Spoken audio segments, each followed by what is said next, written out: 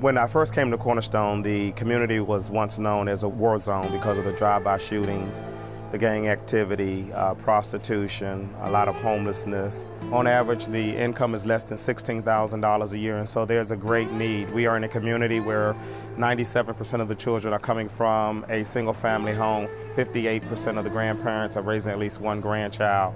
And so there's just huge needs and huge gaps of services. So we engaged in doing a lot of community ministries geared towards meeting the community at a point of a felt need as a way of bridging the gap to their real need. And so all of our ministries are evangelistically focused and really geared towards not only meeting the physical needs of people, but also connecting them to their spiritual need. So what we attempt to do is, because our church is in a community that has huge need, and a lot of times the suburban churches, there are resources available, is connecting those two. And so we've been real thankful and blessed that churches have found favor with what we're trying to do in this particular community. And networking with them has allowed us to do a number of ministries at Cornerstone that we otherwise would not have the resources to be able to do. There are about 10 churches that serve down here and that have become a part. And so we've given them Saturdays that they can serve and Thursdays when they can serve. The primary purpose of my job is to get the people out of the pews and help them have an awesome opportunity to serve the Lord so that they can develop their life into a fully developing follower by getting into missions. Everything we start, we find a life group or another church to take leadership.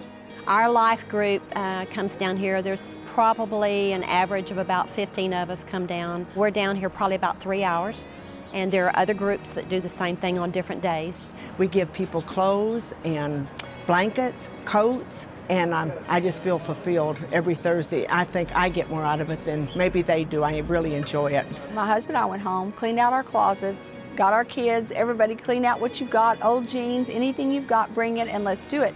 And it wasn't necessarily that it was stuff that we didn't need, it's stuff that we didn't use that often and somebody else could use. It was a greater need. The more opportunities that I've had to serve God, especially through other people, the more I actually am blessed and get to learn.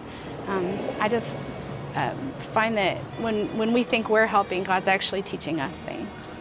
Every life group should have something other than just sit in class and say, "Fill me," you know. You need to get out and be a part of the community.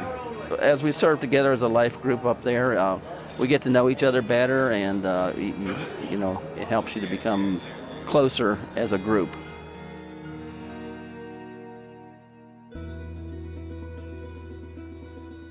There was a call for volunteers to come work this dental clinic. And as a Christian, I think it's extremely important that those of us who have been given a lot, that we have the opportunity to be able to give to others who are in need. There's patients here that are, people from around this neighborhood that aren't fortunate enough to be able to afford dental work. And they get in a predicament where they have an emergency situation. And what we do is we help them, we pray for them, and we take out their bad tooth. You know, when you meet those physical needs and you're able to get someone out of pain, which is a powerful thing, it just opens their heart up to listening. That's a tremendous feeling when we know we are doing something that's God's work and we're also doing something that's benefiting these folks. That, to me, that's worth more than money. They're so concerned that it's going to hurt, and they're so concerned that they're not going to do well in the chair. And you get in there, you pray with them, you hold their hands, and you tell them it's going to be all right. We've had great response from the community in terms of Cornerstone being the church in this neighborhood, and it's in line with our passion to develop indigenous leadership, and so they understand our heart for serving the neighborhood, and of course by having come through the ministry, it is their way of paying it forward, of giving back to their neighborhood. I know how it is to be out there homeless, in the struggle, not eating, and that's why I come down here and serve. While I was in my addiction, Cornerstone always had a place for me to shower, somewhere to put clothes on my back when I didn't have it, a chapel to sit in while it was cold outside, and they've always helped me out. I volunteer because it helps me out seeing people on the other side where I've been, in addiction for many years, and to pray with them and fellowship with them and let them know that there is a way out of it.